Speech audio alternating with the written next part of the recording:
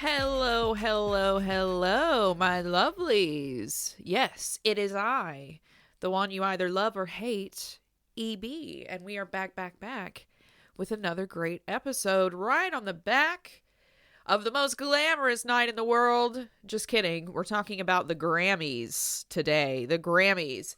That's right. We just had the Grammys. The lights were bright, the diamonds were borrowed, and the seats were allegedly filled. But nobody was watching.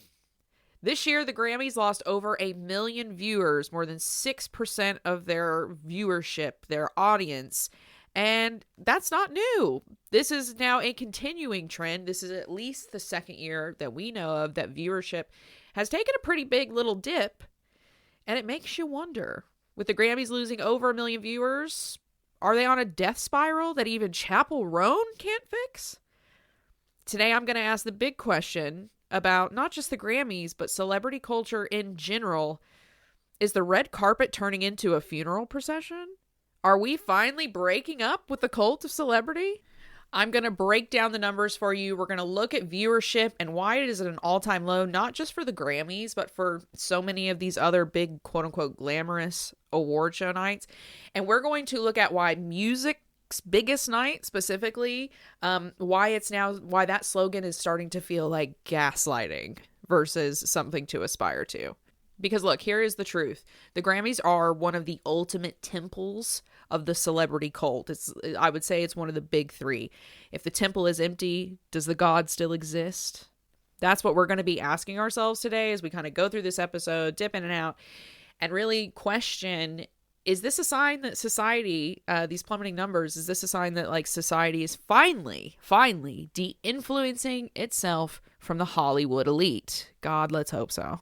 Before we get into all that though, let's have a quick temperature check on what is going on in Hollywood. The current scandals that might be keeping you up at night. They're certainly keeping your favorite celebrities up at night. Let's get into right off the bat. You can't talk a Hollywood story these days without looking right into the eye of the beast, as it were.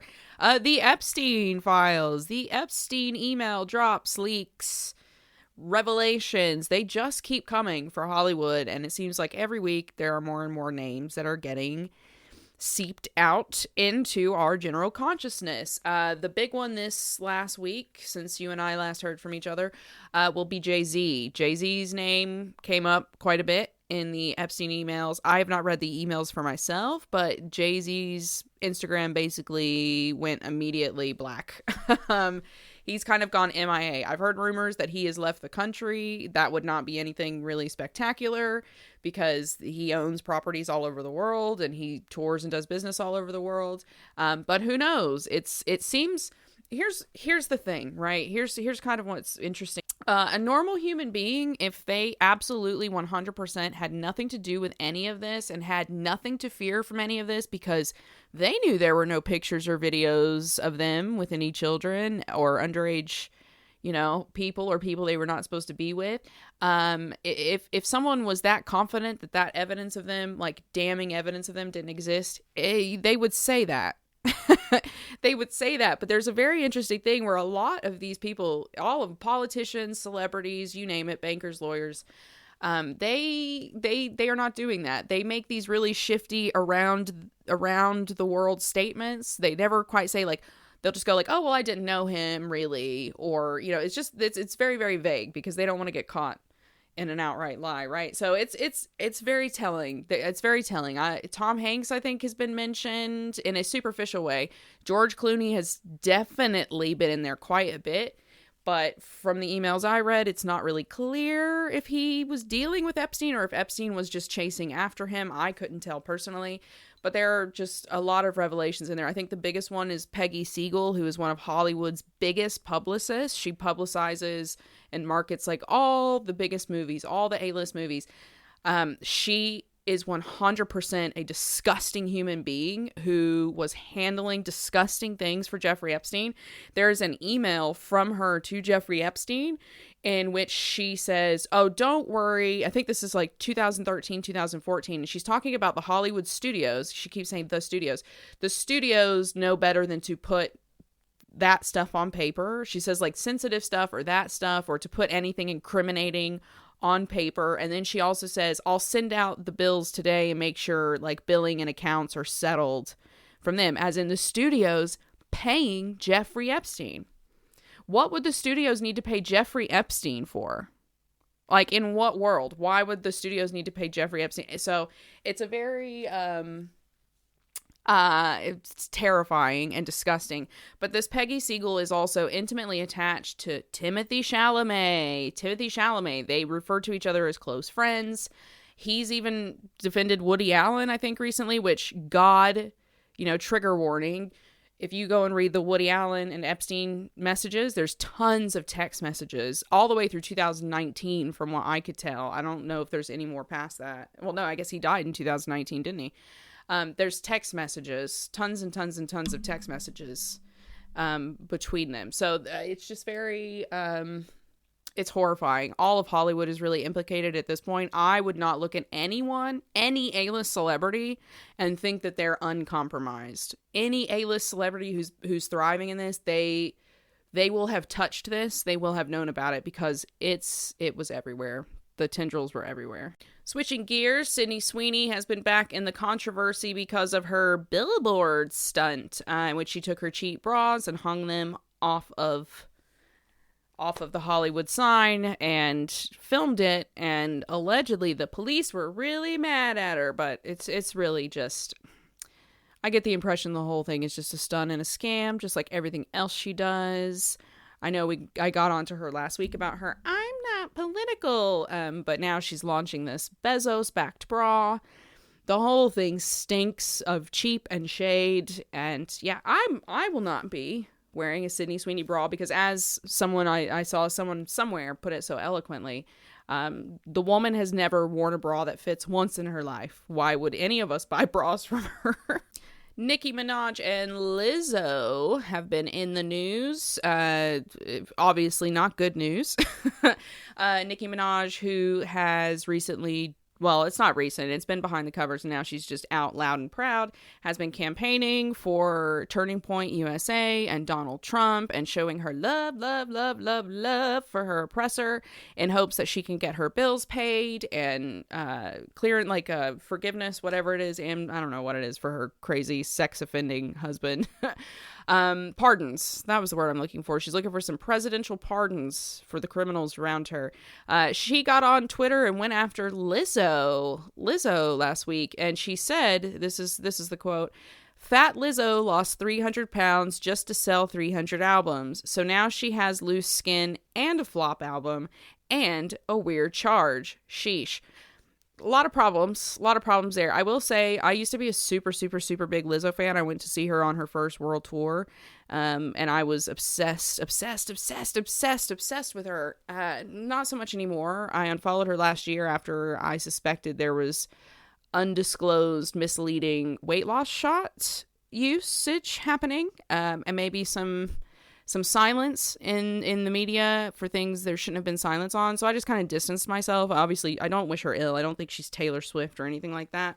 But then there's also the sexual assault lawsuit. And it's just, anyway, I've distanced myself from Lizzo. I do not like Nicki Minaj. I used to like her music back in my club thumping days. But not a fan of her because her behavior has just been awful. She's like the female Kanye West. But anyway, these two have now gone at each other. And the few things that stick out in Nicki Minaj's tweet about weird charges and Fat Lizzo. First of all, Nicki should not be taking a swing at a weird charge when I think she's got charges for assaulting someone that worked for her. Her husband's got sexual assault charges. And I think there are multiple men around her that also carry charges, right? So maybe not the swing to take. Also, Fat Lizzo lost 300 pounds, not the swing to take. I could understand if someone wants to maybe question if there's honesty going on around weight loss pills, weight loss shots, unhealthy behaviors. Just from there's some ED potential dog whistles that are going on in a lot of Lizzo's social media. There's different ways to have that conversation, and 300 albums. I imagine she's selling more albums than Nicki Minaj is these days, considering that Nicki Minaj has alienated the majority of her fan base. But Yeah, we'll see what happens with this. I'm sure they'll keep leveling it in front of us as a distract. I think Lizzo in general is probably a pretty boring feud to have because she's just not going to engage with it. She's not going to be like Cardi, who's ready to like burn everybody's bridge. It's a boring feud. So let's get right into it. The Grammys, the viewership took a bit of a tumble this year, down by more than 1 million viewers from last year. What happened? And most importantly, what does that mean? Is that a good sign or a bad sign for where we're kind of at as a species and as a society? Well, you just got to look at the numbers, which is, what is it they say? The people who are good with numbers, which is not me. The numbers don't lie. The numbers don't lie. So essentially what happened this year, which is the second year in a row this has happened, is that the Grammys had 6% fewer viewers this year. According to the New York Times, the Grammy Awards drew 14.4 million viewers on Sunday night, about 1 million fewer viewers than last year. The drop, about 6%, marks the second consecutive year that the Grammys have attracted fewer viewers. As recently as 2024, the Grammys had 16.9 million viewers. The back-to-back viewership declines buck a trend for award shows, which have generally been on an upswing since the pandemic. The Oscars, for instance, had an audience of 19.7 million viewers last year, its fourth consecutive year of gains. So that's a pretty significant shift in a pretty short amount of time. What has happened? What has led to that? Well, I don't think it's a very hard question to answer on a number of layers, right? Look at the state of the world. People are struggling right now. They don't know how they're going to pay their bills. They're scared. Financial uncertainty, social uncertainty, political uncertainty, climate uncertainty. The list goes on and on. It's a scary time, and the scarier things get, the harder they are to ignore, the harder they are to be distracted from, the harder it is to sit in front of a television screen in a house that you may not be able to afford to heat, on an empty stomach that you can't afford to fill, and watch these plumped up, self-righteous, just like they think they're martyrs or like prophets or something in this kind of way. These people just flaunt themselves and flaunt this extreme wealth that has just been handed them for doing very little. Like, if we're going to be honest, musicians these days do pretty much fuck all. It's not like they're a 1980s world touring band these days, writing their own music and playing instruments, okay? A lot of it is just getting pretty and doing aerobics on stage for a few hours, if you're Taylor Swift. So it's very stunning to the Nielsen, right, who takes these surveys, who picks these numbers, but I don't think it's very surprising to us who are out here living in the real world, where we are finding it harder and harder and harder to peel our eyes away from the Lovecraftian horrors that are kind of unfolding around us. It's way worse than Lovecraft. Forgive me, Lovecraft. Anyway, you get my drift. You get why I'm saying. There's a mass exodus happening on that level for that simple reason that there's this wealth divide, there is class consciousness wriggling itself to the surface, and people don't want to bask in the shadow of all of this superficial, soul-rotting wealth and these vapid, isolated, detached humans. It's just not, it doesn't help one's mind, one's psyche. It doesn't feel good. So that's one reason for the mass exodus. But there's also what I think happening, kind of a quote-unquote TikTok effect, okay? Because the Grammys are long. That takes forever. And then you also have to sit and watch all of these adverts now. There's so many adverts. There's way less of little antics on the red carpet of, Heath Ledger kissing that lady on the red carpet. There's a lot less of that, and there's a lot more blocks of, probably 4 to 6 minutes of ads at this point. It's just absolutely absurd. People who are in the TikTok rhythm, they've got short attention spans. They want to go, get. They don't want to sit through that. Who wants to sit through that? Look at the way the audiences have changed over the years. If you notice now, it's just like tables and the celebrities. When I was a teenager watching these things in college, it used to be huge, like an arena, and you could buy tickets and there would just be tons of people in there screaming and cheering, and it was a big deal to get to go to the Grammys. Now it's just like a little intimate affair. Well, it's because nobody wants to sit through that. And you don't have to, because you can kind of check in and out, and then you get on TikTok later and you can just watch the best bits in 15 seconds. You don't need to sit and watch a 3-hour telecast. It's a waste of your time. There's so many other things that you could be doing. So, who needs to listen to boring speeches? The Grammys were built for a captive audience, and we are now a distracted audience, and it no longer fits the mold. What I also find really interesting about this phenomenon of the Grammys, fewer and fewer people tuning in, is this concept of the politics versus the art, right? So this year was a big year for protest at the Grammys. Finally, I mean, how many years have people been begging celebrities to grow a fucking backbone and take a stand against something? And now at the Grammys, we got a couple of them are doing it. Chappell Roan did something. Bad Bunny did something. Billie Eilish said something, which now everybody's holding that against her for saying something. So she's never going to say anything again. Like, she'll never stand up for anything ever again the way she's getting attacked. But it's just, it's become like a big political show this year. I think that's a little too late. I think it's bullshit. I think it's trying to cover their asses in the wake of Epstein. I don't trust really any of these celebrities. I'm talking about Lady Gaga as well. Don't trust her. Not because I believe any of these like bullshit Twitter pictures of her eating people or anything like that. I don't believe any of that. I just think when you're doing Dom Perignon commercials during the pandemic in 2020, when everyone's losing their jobs and posing on your private jet with a money scarf, I think it's pretty tasteless, and you've probably detached some part of yourself. But anyway, I digress. The Grammys this year had an element of protest to it, and frankly, I think that there's some fatigue for people there as well. It's like for years and years and years and years and years, conscious people, aware people, plugged in people have been begging their celebrities to take a stand. Well, they're doing it now. Some of them are doing it now. They're saying something now after years and years and years, when it's gotten to the point where it's too little too fucking late.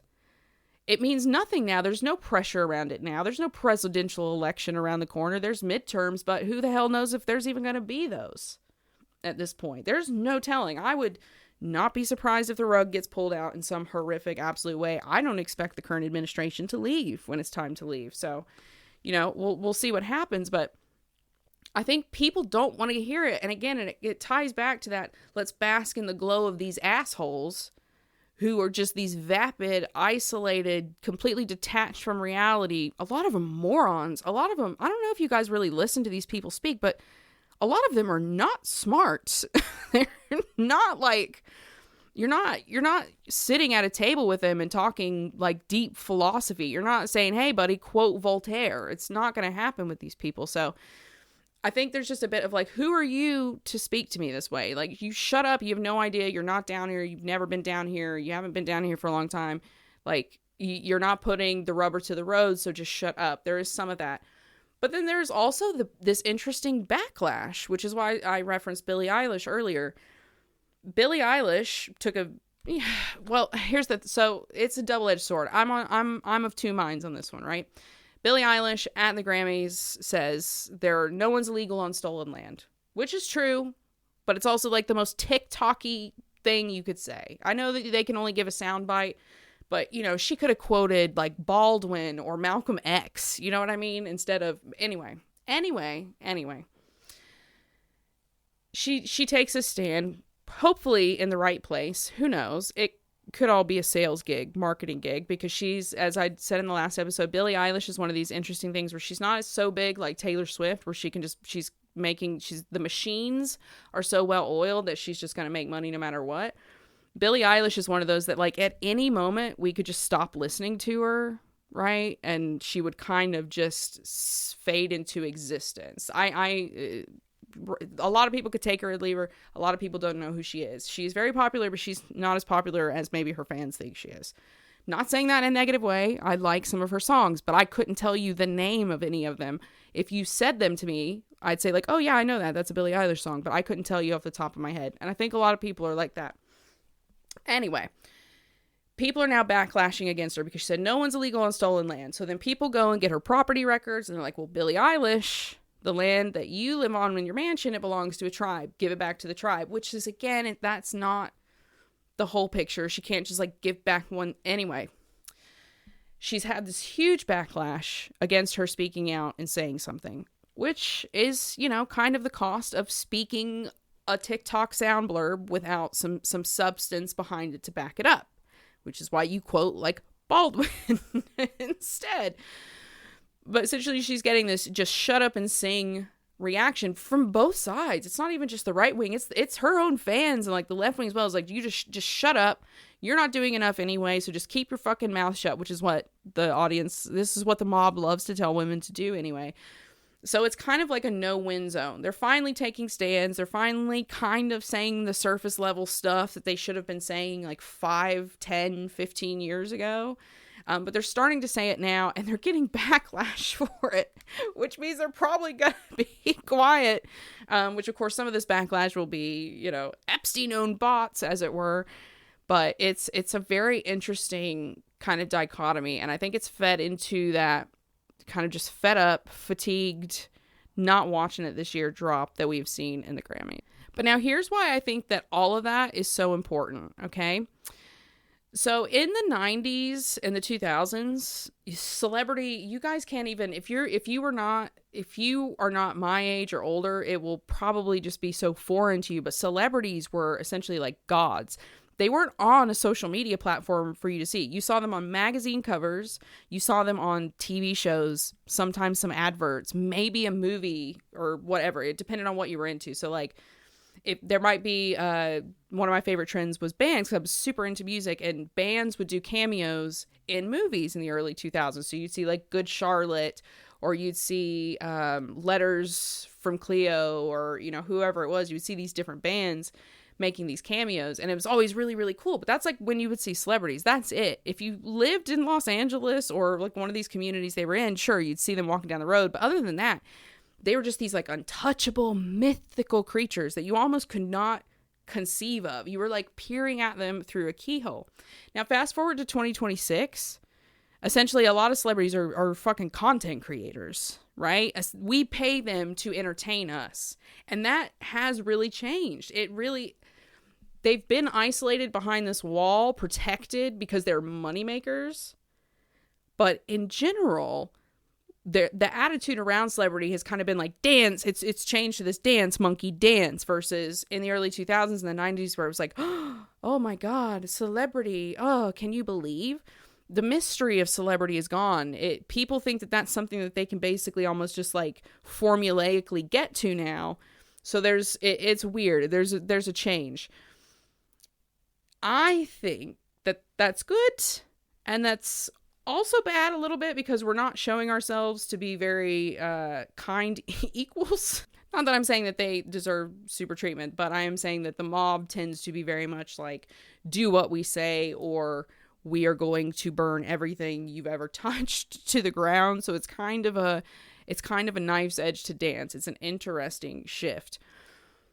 But again, there's another side to this kind of fading, changing, shifting celebrity, because the fact that we can see Taylor Swift's private jet path, and the fact that we can see Selena Gomez's kitchen behind her while she yaps, it's made us like them less.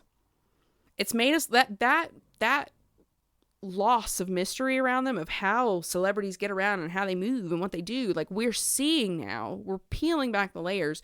We understand how it works. And like I said, people almost look at celebrity now because it's content creators and reality show stars and like just like the worst movie you've ever seen, worse than a high school theater production, quality films. People are like, oh, well, I can do that. All I need to do is get the lips, the boobs, the butt, the friends, the attitude, do the right drugs, do the right thing, and I'll just do that. People see it as a formula now. And in that removal of mystique, in that, well, I could do this. If I had the chance, I could do this, which is very much the mentality about celebrity now. The celebrities think they've become relatable, but it's not. We're not relating to them. It's not relatability like, oh, you're just like me. This shift has caused a relatability of, oh, you're just like me, which is not good for celebrity, because people do not want to think that they're giving a bunch of money away to someone, just some average Joe schmo on the street. Seeing now that Taylor Swift is just the same catty, mean girl bitch that you've sat next to a million times in church, or that you've run into a million times in school, in the grocery store, at work. Suddenly, you don't want to pay $300 for a cardigan anymore. You don't want to pay $2,000 for a ticket because you know that bitch. Why would you want to give that bitch a ticket? You know?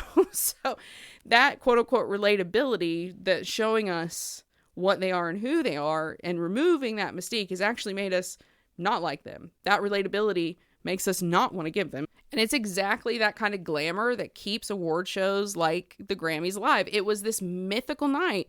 Again, you never saw these celebrities. And to be able to tune in and watch them actually live moving across something in the 90s, that was crazy. That was like, oh my God, we're seeing them in this high definition color, actually getting out of cars with their real skin and bodies with these real people and walking around. Because the only time you saw them was in their TV shows, was in their movies, maybe an advert, maybe a cameo here and there. And if you lived in LA or New York, yeah, you'd bump into them. But other than that, people did not see celebrities. So it was that glamour that made people rush to it. Now, who cares? You can see them on TikTok. You can see them everywhere all the time. They're in our faces. They're constantly shoved down our throats on every outlet. Who cares? Now, here's one of the really big things, I think, and it's the social shift that I truly believe underlies all of this. I do genuinely believe that this kind of crumbling that we're seeing of the Grammys is proof that we're shifting our values. We don't value the superficial world of celebrity anymore. It doesn't offer us anything. It doesn't improve the material quality of our lives. And we're starting to wake up to that. Well, it's great for numbing and distracting, right? It's great for that. But if you actually want your life to be better, you kind of wake up, look around and go, holy crap, it's like a drug. And you come out of the stupor and you go, this is not making anything better. I got to get away from this. I do think that it is signaling a shift in our values. I think it could signal that we're looking for community and we're looking for actual authenticity, not so much as a celebrity. I think celebrities are going to devolve into like micro influencers almost. Like there will be people who command small audiences, people who can build small communities and they can share their ideas, but they're not centrally in control. So I kind of like to think of my TikTok, like I let people get in there and roast me. If they're just being horrible and bullying, fine. I don't care about that. But in general, I just share my ideas, and anyone who resonates with that idea can come and take some of those ideas and talk about those ideas. And if they have different ideas, they can respectfully kind of exchange perspectives. And I think that that's the kind of thing that people are looking for when they can genuinely connect. Because I've just about got the size of audience on TikTok that I can still like actually have human interactions with people on there. It's getting a bit tough and a bit fuzzy, and I have to be really, really careful. But I think we're devolving. I think we're moving away from that celebrity, and that is amazing because celebrities are unfortunately a tool of the state. They are a tool of those who want us distracted so they can take advantage of us. People who want us to look the other way so they can pick our pockets. And the less attention that we give to celebrities, the more kind of media literate we are, the more politically literate, historically literate we are to analyze their behaviors and analyze the people behind them who work these celebrities as puppets. I think that helps everybody. I think that that's a win for everybody, and it's going to make the future better for everybody and allow us to be more active, engaged, and present in creating and organizing our future. But hey, what do I know? The Grammys are a 20th century solution to a 21st century world, and it just doesn't fit anymore. They rely on the idea that we can care what a secret committee of elites thinks about art. They pick it all out for us. You don't even get to vote on it.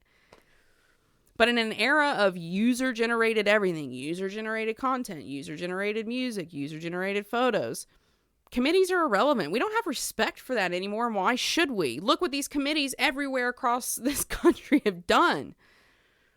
The drop in viewers at the Grammys, more than 1 million viewers lost this year. It's not just about bad performances, although there were plenty of those. I didn't even get to those in this episode, how the outfits were bad, the costumes were bad. You can tell that there is a brain drain happening in America's creativity and their creative spaces and their creative scenes. But it's not just the bad performances. It's not just the bad costumes. Overall, this drop in the Grammys, without a doubt, at least to my mind, maybe not to yours, you could always let me know. It's a vote of no confidence. It's a vote of no confidence in the cult of celebrity. It is people finally putting their foot down and saying, yeah, you know what? Nah, you're not going to sell me this anymore. I'm not going to be distracted. I'm not going to be deluded. I'm not going to be lied to. I'm not going to be misled in the name of profit. But before we kind of wrap up this conversation, as usual, there's some questions for the road. There's some things I want you to walk away from and think about this week as you kind of digest this episode. Number one, as usual, the mirror test. Here's what I want you to think about over at least the next week or two. Every time you see a celebrity, especially as you see celebrities on these red carpets that are going to be happening, you see them around the Super Bowl, all these celebrity events that are going to be happening over the next week or two. When you see these celebrities here in the big year of 2026, I want you to sit there. I want you to look at them, and then I want you to really sit in your body, sit with yourself, and ask yourself a question. Does that celebrity make you feel inspired? Do they make you feel like you're going to get up and do something really, really positive with yourself and your life? Something that's actually going to benefit you in a truly, truly positive, intrinsically positive way?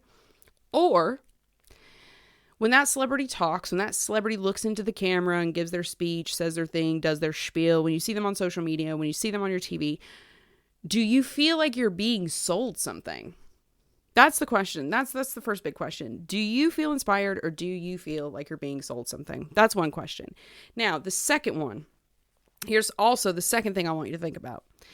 If the Grammys died tomorrow, do you think the music that we get mainstream on the radio, on your streams, that gets pushed by Spotify in their horrific, like magic shuffle tool, do you think that if the Grammys disappeared tomorrow, do you think all of that would get better? Or do you think it would get worse? Do you even think that art needs an official stamp to be valuable? Do you think the Grammys means anything at all? Does it affect how you consume music, who you consume, who you support at all? That's another thing I want you to think about. And then last but not least, what I really want you to think about is this. This is probably the most important one. Is this kind of crumbling of the Grammys, the backlash we're seeing online, just the way people have been blocking celebrities over the last year or two, are we actually moving away from celebrity through all that? Are we moving away from celebrity worship, or are we just moving our worship to kind of smaller, more niche idols? Are we just moving that down? Are we going to end up, like I was talking about micro-influencers earlier, are we going to end up treating them the same and kind of putting them on the same impossible pedestals and then knocking? Like, what do we think that it's just going to move and transition, or do we think that this is actually a shift? I really, really, really, really, really would love to know. And those aren't questions I can answer for you, right? Those are questions I can answer for myself, and I can certainly have my hope, my perspective, my point of view. But each of us, I think, are going to have to answer those questions for us to really get to the root and to really see the truth of the shift and whether or not that works. But that is going to be it this week. That's pretty much it. That's what I want you to think about this week as we go into whatever this next phase of 2026 is going to bring. But I'll tell you what, as far as this Hollywood royalty goes, these Hollywood elites, these leaders and aristocracy of the entertainment industry, the throne is dusty, my queens, and it's getting dustier by the day, and the crown is falling off. Just go and look at the way Taylor Swift, a year ago, you never would have seen the things that you see about Taylor Swift online. The things that people are now comfortable saying about her online a year ago never would have happened. Never would have happened. So if you're ready to stop worshiping and start deconstructing, of course, you're in the right place. You can always follow Scandal Queens on Instagram at Scandal Queens Podcast if you want to get more of the more. And for the real deep dives, you can follow me personally on TikTok at The Real E.B. Johnson. That's where I really am gonna, not all of it's gonna be pleasant, but I try to deliver everything from the perspective of freaking intellectual liberation. So follow me over on TikTok at The Real E.B. Johnson. I'll help break down this pop culture, deconstruct this cult of celebrity worship for you. And if you loved what you heard today and you want to help me grow this podcast, please head over to patreon.com/Nooska. That is the home of my main podcast, Nooska, and our podcast network that I'm building with my dear friend Connie Facer, who helps me co-host our podcast Nooska, which is just a bit more, it's a bit more on the serious side. It's not quite as fun as this, but We're going to be growing this network over the next couple of years, and any support you could give us would be absolutely amazing. And for those who can't do that right now, yeah, we get it. It's a collapse. But what we would be super thankful for is if you could head over to Spotify and to Apple and leave 5-star reviews. If you loved what you heard here or on the podcast Newska, leave us some 5-star reviews, and it just helps the other weirdos find us. So for everyone who's been listening, thank you so much. I'll be back next week with another great episode. And until then, keep your secrets close and your receipts closer. Stay scandalous, queens.